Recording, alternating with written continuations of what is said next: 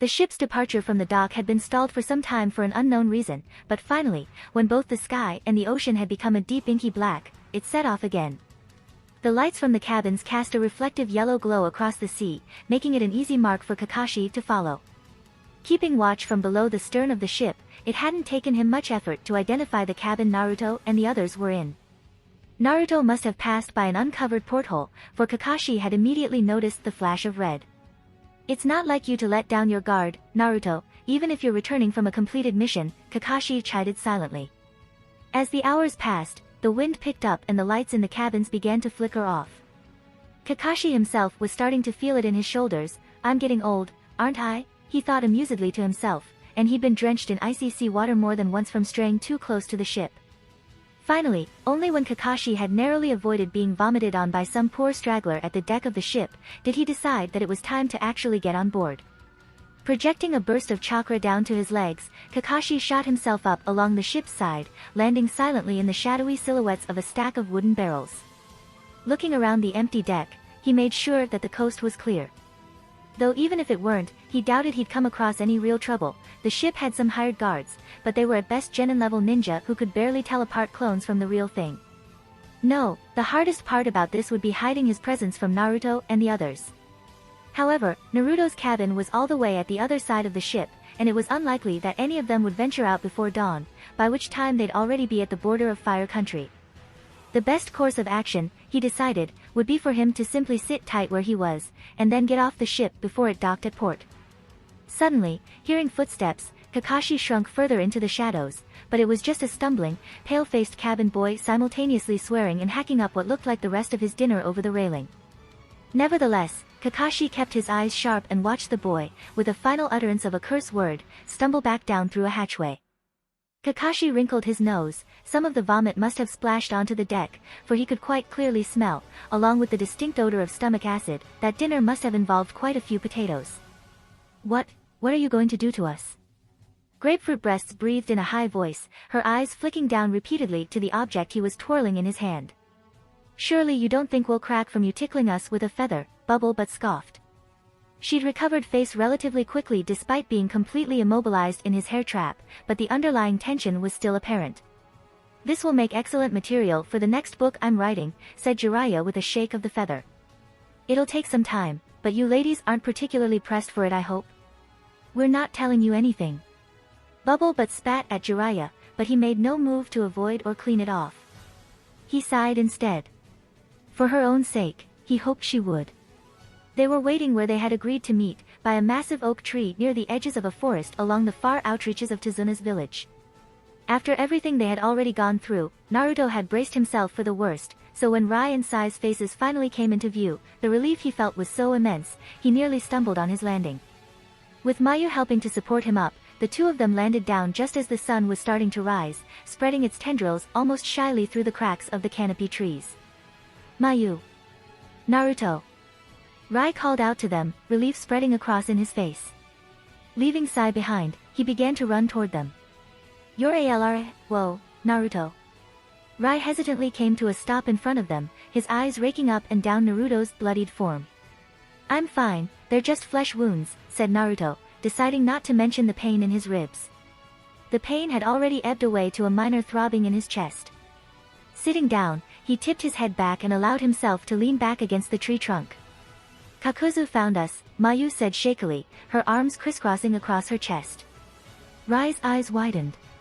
You too? What do you mean? Naruto frowned, quickly turning toward the other boy. Were you caught too? Yeah, that other one, Haiden, he got to us, Rai confirmed with a troubled look on his face. Then, apparently noticing Mayu's expression, he hastened to add, but nothing happened. He was just spewing a lot of crap, and then he suddenly started talking to the air, before leaving. That's essentially what happened with us, said Mayu. Except Kakuzu didn't talk so much. Rai's face noticeably grew in pallor, and this time, it was her turn to add, don't worry, I'm alright. It was Naruto who fended him off right until he suddenly left. As some of the color returned to his face, Rai let out a whistle. Didn't Sai say he was an S rank? And you managed to hold him off? Naruto didn't say anything, but clenched his hands tightly. He looked down at the ground, unable to meet his teammates' eyes. It had been his plan to split up the team and send off decoys, but it hadn't worked. His decisions had placed all of his teammates in danger, and it could only be called a miracle that they were all there alive. Naruto, he heard Mayu start, but she was cut off as suddenly. Rai punched him on the shoulder so strongly, he could have sworn he'd heard another rib crack. Naruto's head snapped up to see Rai looking down at him exasperatedly. "Oh, come on now, enough with the gloom," said Rai. "Two insanely powerful lunatics were after us, but the three, well, for I suppose, of us are all here in one piece, relatively unharmed. What more could you ask for?" Naruto paused. "Sorry," he finally said, his hands uncurling at his sides. Rai was right, this was no time to be wallowing in regret. And if it was any consolation, despite Kakuzu's comment about Jinchuriki, Mayu seemed to be none the wiser.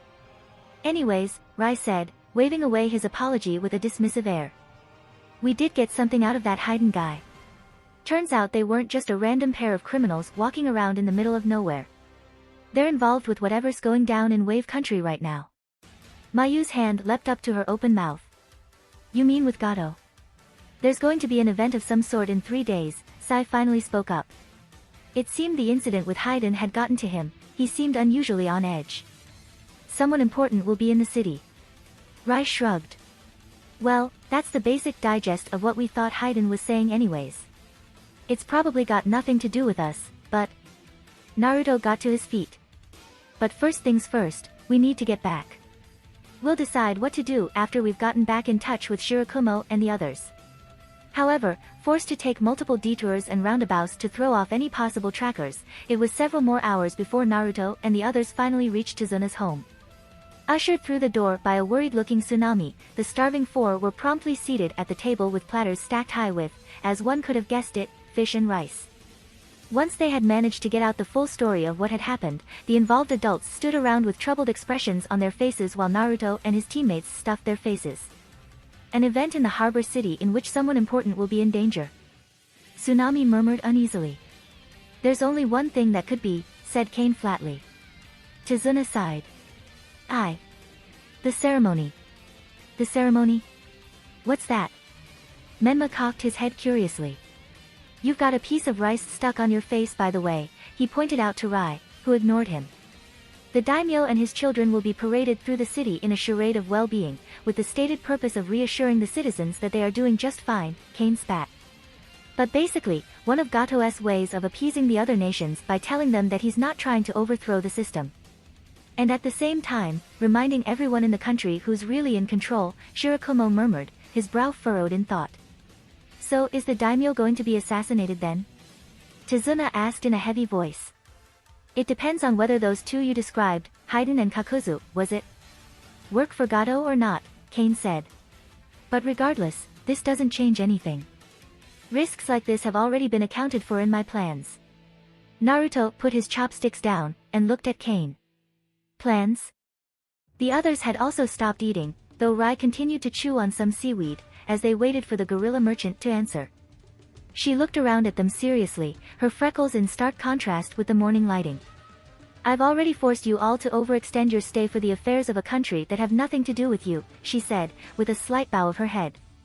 "And I am truly sorry for that. But that ceremony in 3 days is when all my plans come to a head. After that ceremony is over, whether the mission has succeeded or failed, I will ensure with all my power that you are all properly compensated and relieved from your obligations here. And this mission will involve..." Shirakumo crossed his arms across his chest. Kane smiled grimly, and looked directly at Naruto. "How good are you all at behaving like actual, normal children?" Hirumo whistled as he looked around at the messy scene.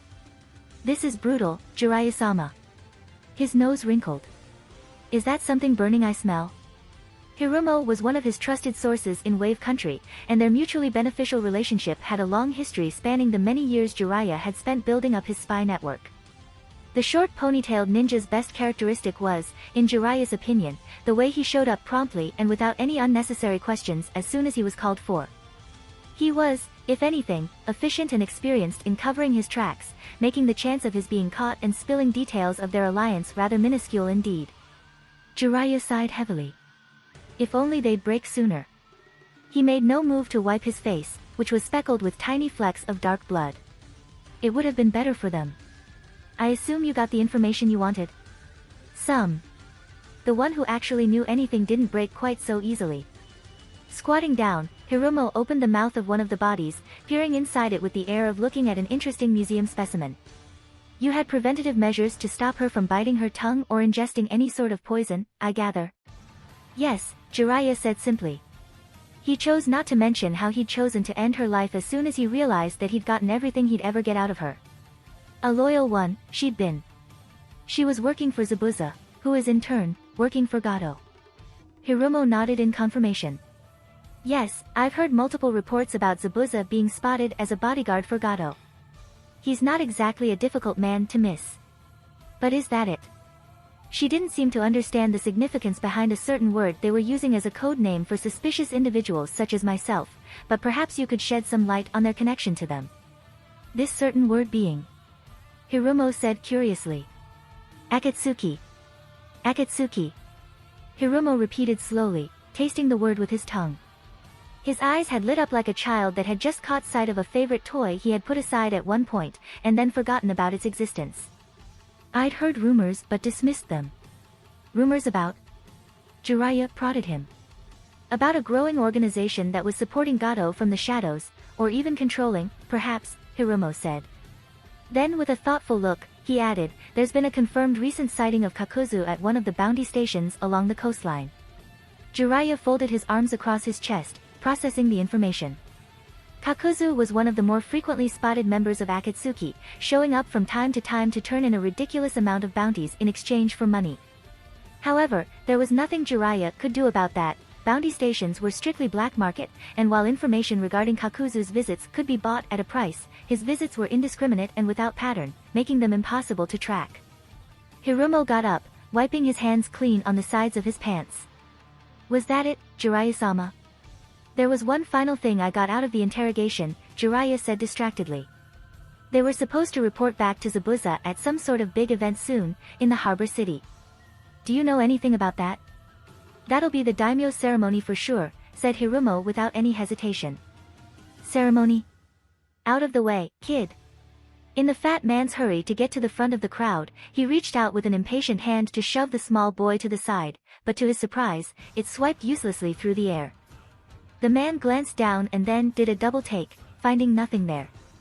He looked around, but there were at least a dozen other children of the same size and coloring in the immediate vicinity.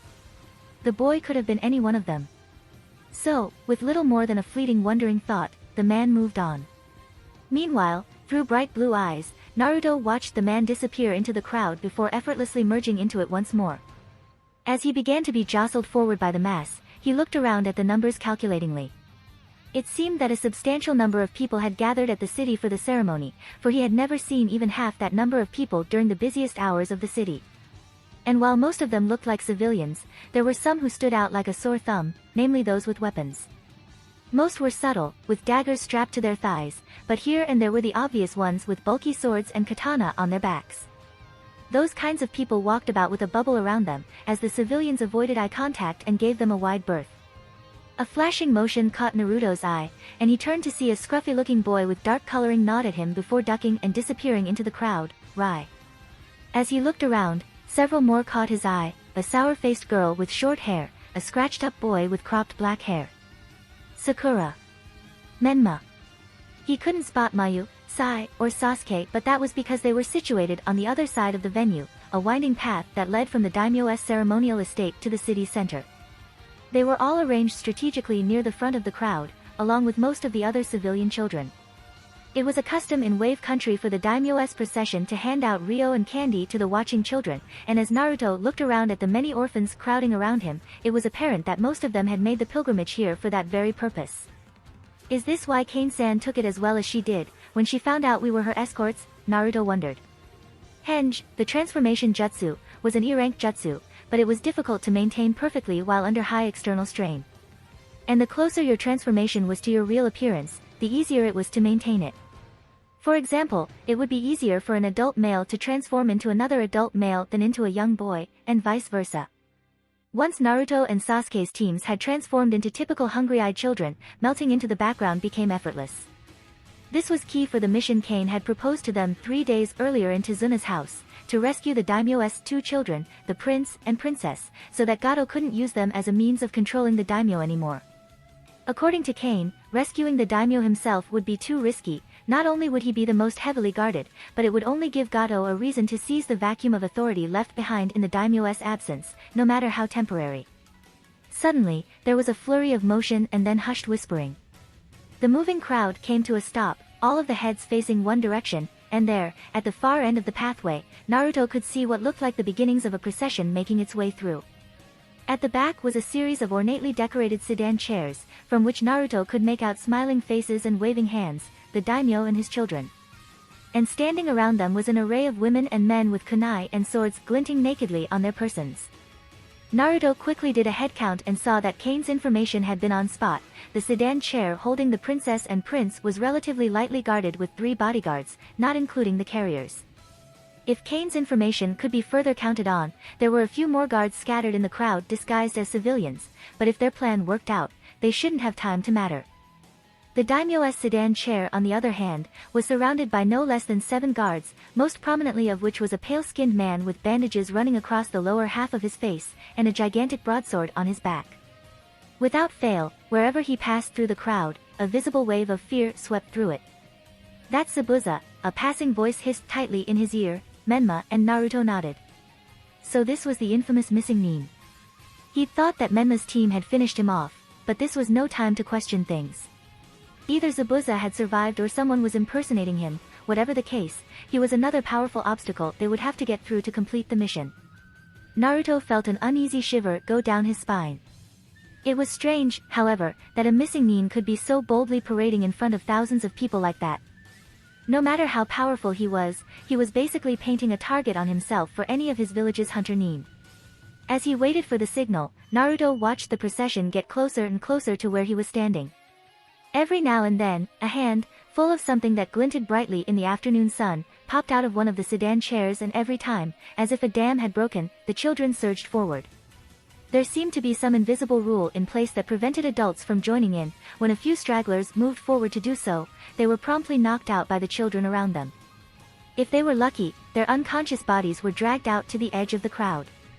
Just as the first sedan chair began to pass by where Naruto was waiting, the hand popped out once more, and this time, he could see that it was attached to a young-looking girl dressed richly in pale robes.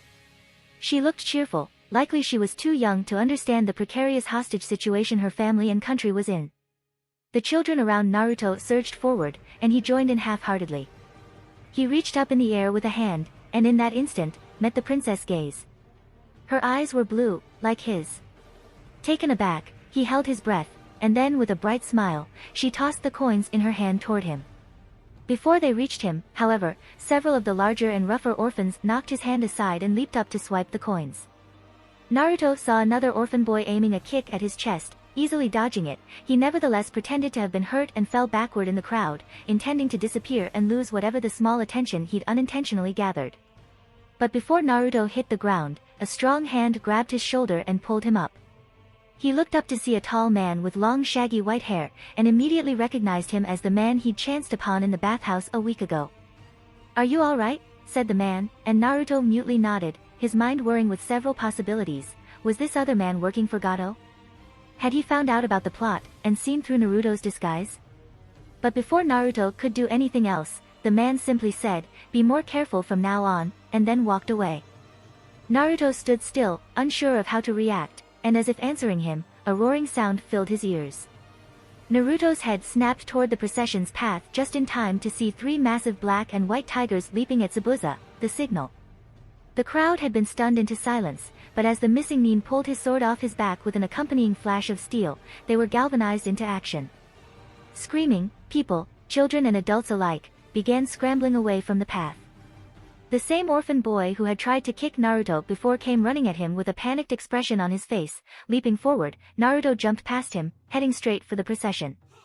Naruto landed on the path, with Rai, Sakura and Menma right behind him. All of the guards were distracted, focusing their attention on the other side of the path, where now, on top of Sai's beast drawings, a flock of birds as well as several fast-moving bodies were wreaking havoc. Naruto pulled the tanto from his back and in the same smooth action, burst forward to the princess and prince's sedan chair.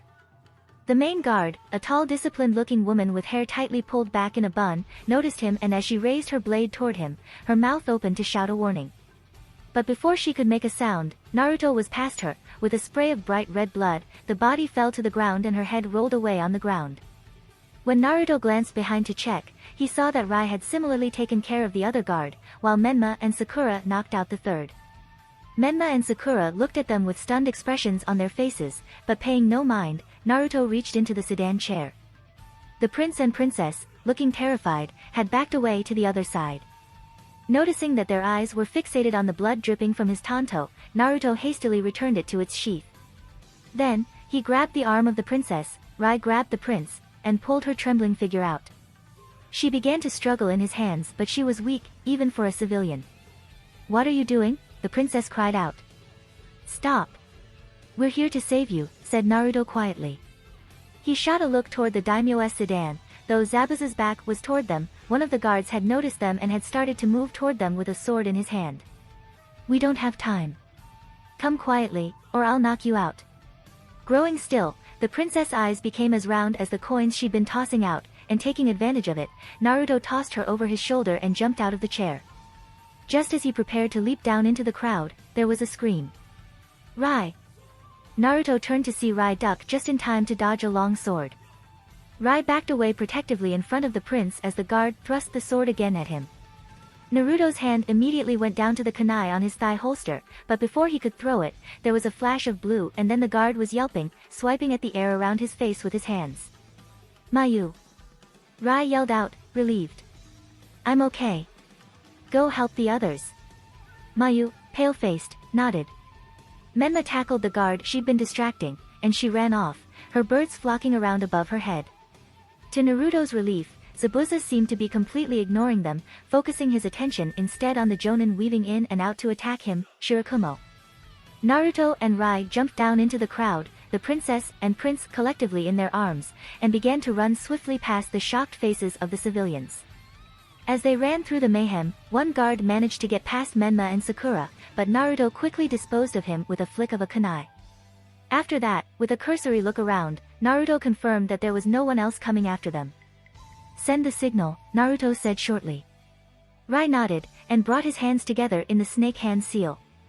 Immediately, there was a distant exploding sound. On the other side of the gigantic crowd, a billowing black cloud of smoke rose into the air, a planted harmless letter bomb that signaled that Naruto and Rai had successfully retrieved the prince and princess, and that the others should retreat. "Be safe, everyone," Naruto thought to himself, his teeth gritted and his heart pounding loudly in his ears. With a long history of battle with fate, Jiraiya had set foot in the harbor city that morning, steeling himself for whatever the day's events should throw at him. However, what was unfolding before his eyes had even his mouth dropping wide open. It was utter chaos. Any semblance of order had dissipated as soon as the missing Nin from Mist drew his sword. Civilians were screaming and scrambling to distance themselves, while a scattered few in the crowd were drawing hidden blades and struggling to reach the procession. From what Jiraiya had been able to see, it looked as though a group of ninja had attacked the guards standing around the daimyo's sedan chair. While the guards were distracted, a group of 4 civilian children swooped onto the sedan chair in front. It was at this point that Jiraiya realized they probably weren't as innocent as they looked, and pulled out a pair of children, before running off with them. Jiraiya was now in a quandary. Should he interfere? And if so, which side? The supposed kidnappers, or those who had been keeping the daimyo hostage? His gut was tugging him in the direction of the daimyo's sedan chair. As a cloud of black smoke suddenly burst beside him, the level of screaming around him elevated to even higher heights, but Jiraiya could tell it was harmless. He decided to trust it. It was, after all, what had kept him alive all these years. Leaping strongly into the air, Jiraiya headed directly for the daimyo's sedan chair, and as he did so, immediately, he could tell that something was off. The smoke must have been a signal for them to retreat, for the various ninja that had been attacking were now trying to flee. But even as he watched, the one named Zabuza knocked out a black-haired boy with a swing of his blade and then reached out to grab a thin woman, who slumped in his grasp. There were 2 cloaked figures beside him, one holding an older man and a struggling young girl in each hand, the other exchanging blows with what appeared to be a shinobi wearing the leaf hitayate. Now that Jiraiya was close enough to see, he knew immediately who he was facing. The masked one was Kakuzu. The other one was not a familiar face to Jiraiya, but judging from his black cloak, was a member of Akatsuki as well. Jiraiya-sama, the shinobi, who Jiraiya suddenly recognized as one of the Leaf's Jonin, cried out. Is that really you? Leaning forward, Jiraiya thrust out his hand and struck a pose. Yes, it is I. Jiraiya, the great toad sage and best-selling author of Aika Aika. Zabuza turned toward him. So you're one of the legendary Sannin, Jiraiya. He released the woman he'd been holding. Falling to the ground, she scampered away. The man beside Kakuzu looked interested. A Sannin? As much as I'd like to get the bounty on your head, Sannin, said Kakuzu. I have no interest in fighting you today. Some other time, perhaps. He jerked his head at the other man, who scowled widely. Zabuza stepped back to the sedan chair to grab a frightened-looking man in fancy robes. Some other time, you say? Said Jiraiya. That'll be difficult, seeing as how you'll be dead. If you like this content, don't forget to like and subscribe. See you later, bye bye.